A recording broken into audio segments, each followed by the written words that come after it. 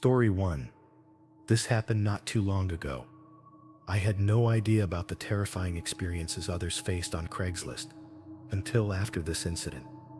I always believed it was pretty safe, as long as you stayed careful. Clearly, I didn't stick to my own advice. This took place during my first month in a new house. I had just completed a lengthy cross-country move to an unfamiliar area. I sold nearly everything before relocating. So during those early weeks, I would browse Craigslist whenever I felt bored, searching for items I might need, mainly furniture or things to fill up the empty space. Before this incident, I had already purchased several items through Craigslist without any problem, so I really had no reason to worry. One evening after work, I came across a post featuring a nice-looking sofa. It matched exactly what I was searching for. A gray sectional couch, supposedly in excellent condition, all for a reasonable price of $200. The seller replied quickly. His name was Brian, and based on our messages, he seemed like a laid-back guy. We settled on the price and began planning our meeting. The problem was that I only owned an SUV. It could probably hold just one piece of the sectional at a time, and he lived in the next town over. This meant multiple trips back and forth just to transport the entire sofa to my place. When I explained that I couldn't pick up the whole couch in one go, he kindly suggested using his pickup truck to deliver it to my house. Obviously, I wanted to inspect it first before purchasing and felt uncomfortable giving my address to a stranger, but his solution was so much easier and made perfect sense. He wasn't pushy or strange about it at all. He genuinely appeared to be offering help. So after thinking it through, I said yes. We arranged for him to come by my place at 5:30 the next evening. I went to sleep early, and the next morning I texted him my address, then spent the day cleaning other rooms in the house. As 5:30 approached, I stayed in the living room watching television, keeping the blinds partly open. Almost exactly at 5:30, I spotted headlights coming down the street. Moments later, a black pickup truck slowly drove past. As it went by, I noticed the truck bed was empty, no couch inside, so I assumed it was just a neighbor and kept waiting. However, just minutes later, that same truck passed by again. It was really odd how they slowed down, like they were studying my house, or maybe even peering through the windows as they drove past. It gave me an uncomfortable feeling, but I still thought it was probably nothing. I texted Brian to confirm he was still coming, then continued watching television. After sending that message, I didn't see any more trucks driving by outside. Even stranger though was that Brian never replied. He never showed up or gave me any update. At 6:30, a full hour after he was supposed to arrive, I sent another text, only to have it fail to deliver, meaning he had blocked my number. I didn't understand what went wrong, but overall, I wasn't too worried, and just felt annoyed that he wasted my time. Maybe he found someone willing to pay more, or something unexpected happened, and he just didn't want to deal with disappointing me, so he decided to ghost me instead. These things happen, I suppose. As the evening went on, I mostly forgot about it. I ate dinner, organized my home office, and relaxed in bed watching videos for the rest of the night. I don't even remember falling asleep. I think I just dozed off during a video, but I'm pretty sure I was unconscious for at least a few hours. I woke up in the middle of the night to a really disturbing sound. It was a long wooden creak, which I was absolutely certain was the front door squeaking open. I recognized it because it always annoyed me being the only noisy door in the house. But who on earth just opened? I sat up and stared toward my bedroom door. While listening, I could hear quiet footsteps moving into the house below me. I probably wouldn't have heard them if not for the echo in the empty home. I felt myself begin to panic, but I stayed motionless, almost frozen in place. The footsteps seemed to stop when they reached the bottom of the staircase. Several long seconds of silence passed before a man's voice called out. Not just anything though. He was calling out my name. His voice was deep and sounded like an older man, but I didn't recognize it as anyone I knew. He called out my name again. Disturbingly, there was no feeling behind it. He spoke in a flat tone, just repeating my name over and over, from the bottom of the stairs like he knew I was upstairs. I quietly reached for my phone to call 911. I was extremely afraid that he'd hear me talking to the operator, But honestly, I felt like I had no other option. I whispered as softly as I could. The man still remained at the stairs, calling out my name. Once the police were on their way, I moved from my bed to my closet. I didn't know if the man was actually going to come upstairs to search for me or not. Clearly something was wrong with him, so I wasn't taking any risks. Only 30 seconds after I moved into the closet though, the man's voice stopped calling out. From the closet I couldn't really hear anything else, like footsteps or doors, so I became really anxious, unsure where he was, or if he could be right outside my bedroom at that moment. Fortunately, within a few minutes, officers arrived. The house was empty. Whoever that guy was who came inside, he was gone. I immediately told the officers about the Craigslist situation, because I was sure it had to be Brian. I mean, I had just given him my address that day, and saw that truck suspiciously driving by early. I still had his phone number, so I felt confident they could track him down. But there were a few problems. When my messages weren't going through, it turned out it wasn't because he blocked me. It was because that number no longer existed.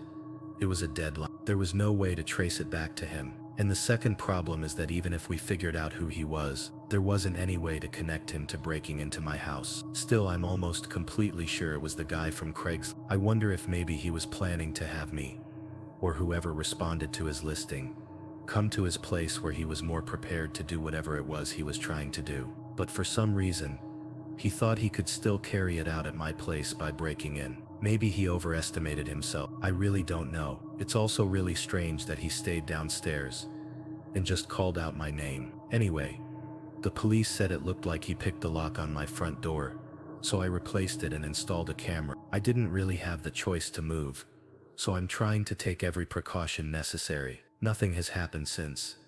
Story 2. Every once in a while, I find myself browsing sites like Craigslist, eBay, and other similar ones for random things I might want or need. It was kind of like online thrift shopping.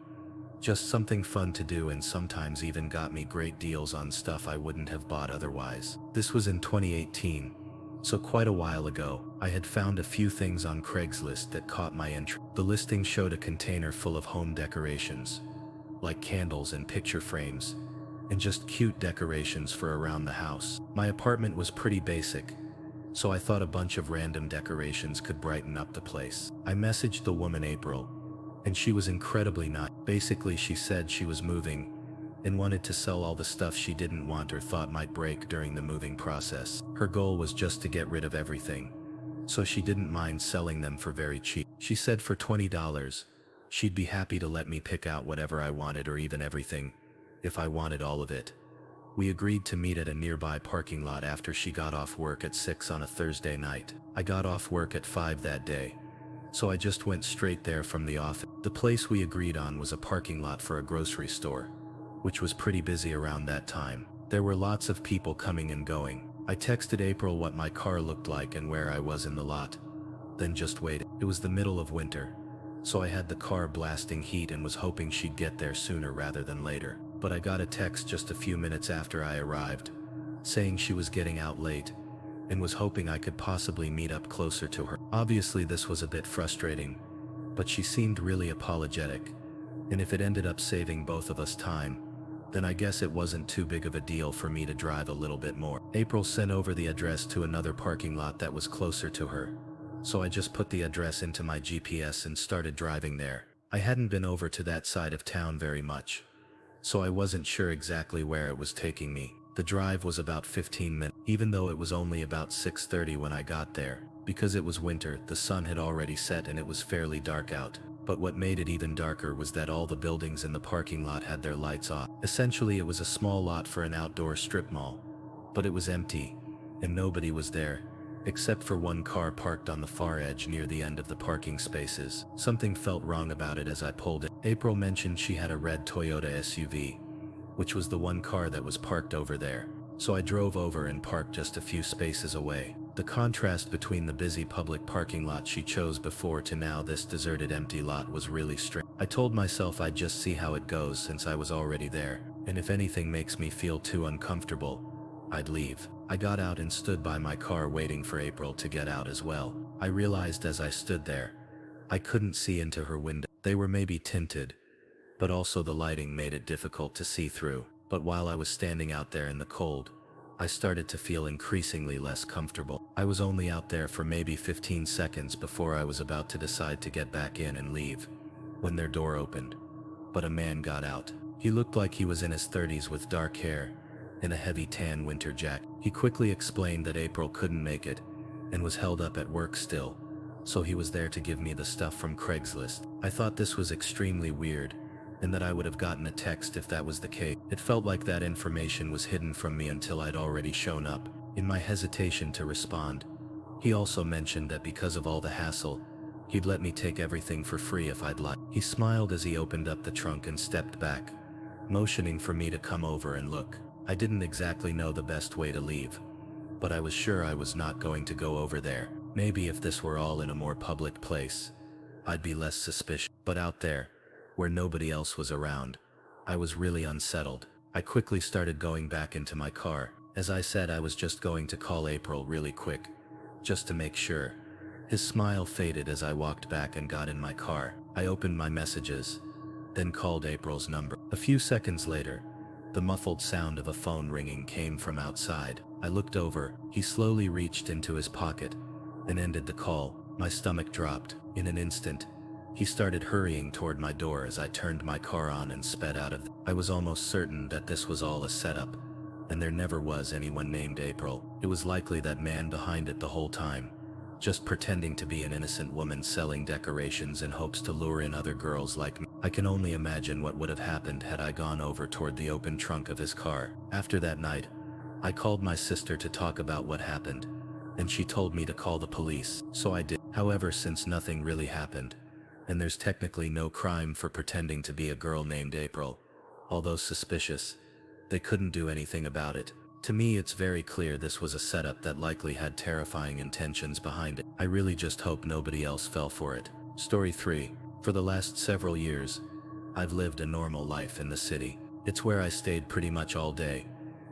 I owned a condo just a couple miles from where I worked, so everything was very convenient, and there was no reason to leave the area. This week, however, I had a couple problems with my condo that were starting to really bother me, and hiring someone to fix them would have been way overpriced. But I had no tools myself, so to save as much as possible, I went on Craigslist to see if anyone was selling some used toolkits. It was about time I got one. Anyway, surprisingly, there were tons. Some were worse deals than others, but I just needed some basic stuff. So I kept looking until I found something that seemed decent, a lightly used toolkit, with everything I needed for a reasonable price. I sent an email, and within just 15 minutes, we were set to meet up. The guy said that I could come by his place and pick it up tomorrow whenever I was available. I worked until 7, but I usually like to stay up anyway, so I was fine with it.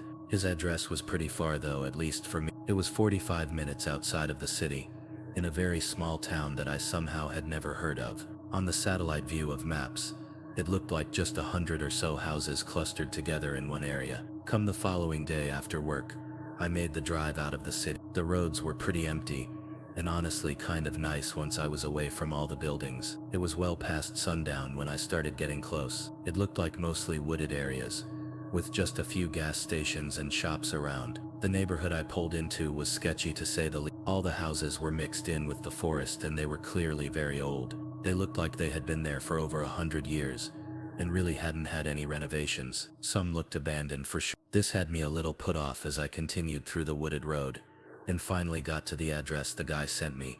It looked no different than all the rest of the homes, small, old, and barely standing. Although I felt a little uneasy about this neighborhood, it was in the back of my mind that I was very much from the city, and wasn't used to places like this, so I thought it might not have been as bad as I was making it out to be.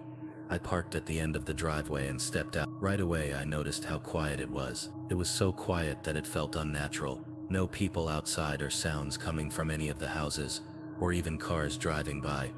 Just dead silence. I walked up to the house and knocked on the door. As I stood on the porch and waited, I had this strange feeling that made me keep looking behind me. But after a minute, the door opened. The guy that answered was about average height, with longish brown hair and an unkempt beard. He definitely didn't look the most put together. He showed me inside and over to the living room where, sitting on the couch, there was a thick tool bag holding all the tools that he was selling. One thing that made the whole situation feel more eerie was that there were basically no lights on in the house. There was only a single lamp in the living room that barely produced anything more than shadows. Also, as we walked into the living room, I noticed the back door by the hallway was hanging on its hinges, like completely broken in the doorway leading out. I didn't exactly know what to look for when it came to the kit, but honestly, I just wanted to pay for it and leave. I pretended to look through it, but just pulled my cash out and turned around to hand it to him when I noticed he wasn't there. The room was empty. Where on earth did this guy go? I called out for him,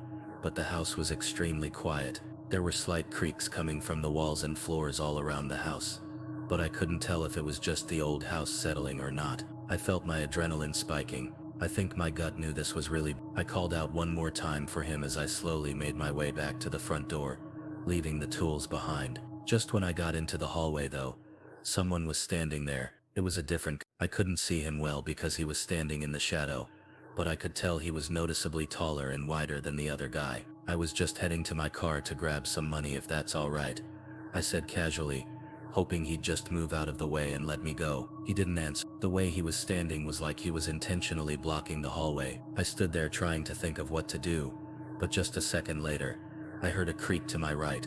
I turned my head. The room beside me was pitch black. If I had to guess, I think it was the kitchen, but it was honestly so dark in there that I couldn't tell. Somehow in that moment, my survival instincts just kicked in, and I sprinted to the broken back door. I remembered seeing, as I ran out of the house, I heard several loud creaks that definitely sounded like footsteps running behind me. Thankfully, the house didn't have a fence, so I was able to just run right around and back to the front.